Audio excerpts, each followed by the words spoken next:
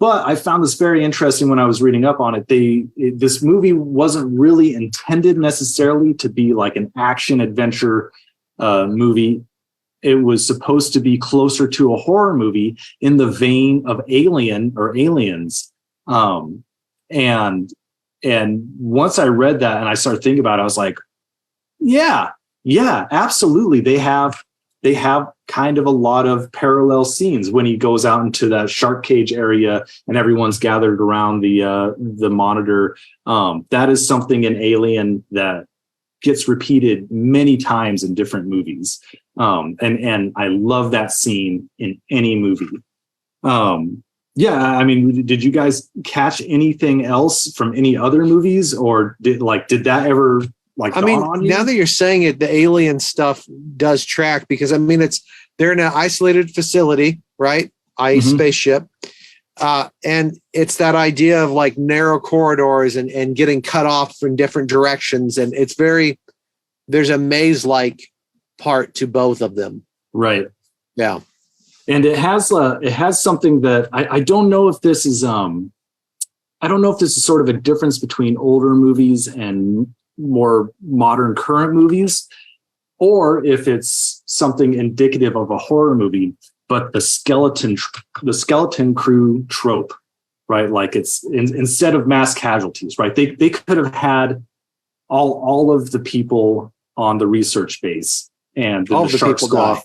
And yeah, sharks eat all the people. And so if we're talking about Jurassic Park, right, that's Jurassic World.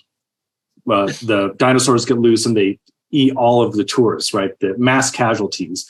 Whereas this is a skeleton crew, very much like Alien, very much like the original Jurassic Park, right? It's just enough people to keep the place running. You know, I think the skeleton crew is kind of like your Dark and Stormy Night.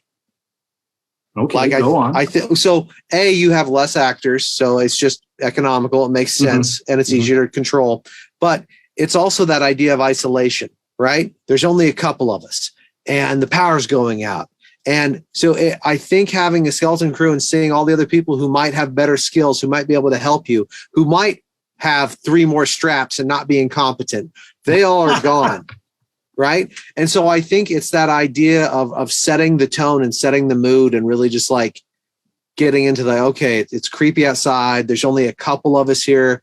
So we really have to rely on each other. And what if one of us is the bad guy? And what if, so that's what I think that's that trope. And I really like that trope, actually. Okay. I like both.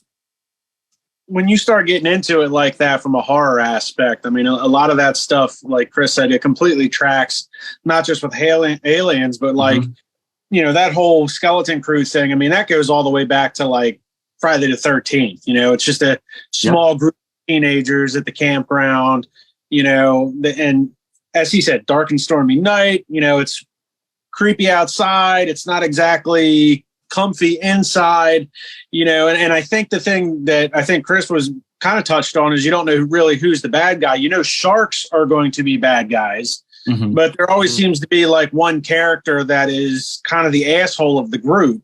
Right. And, I think in this, it was almost Michael Rappaport, but they never really went full bore with that direction. Like kind of, Samuel L. Jackson's speech was kind of leading up to that. And then right as he got eaten, everybody was like, oh, shit, maybe we should ban him. To keep going down this rabbit hole that you started, Darby, you talking about Friday the 13th and stuff, Lance, really that skeleton crew, the other thing it does that's really effective for storytelling is that you notice when someone goes missing. Yeah. Oh, yeah. So if you have a huge group and someone is gone for an hour, who cares? They'll show up. Oh, they're over there. But when you have a handful of people and you haven't seen them forever, that's what makes you go outside and get attacked by Jason. That's what makes you go look for him. You've got to go look for him. So it forces the other characters out of their comfort zone into the realm of the beast. In a much more plausible way. In a much more plausible and timely way, because we're not going to sit there and watch them play Monopoly for 2 hours just to finish the slasher movie. Although I might do that.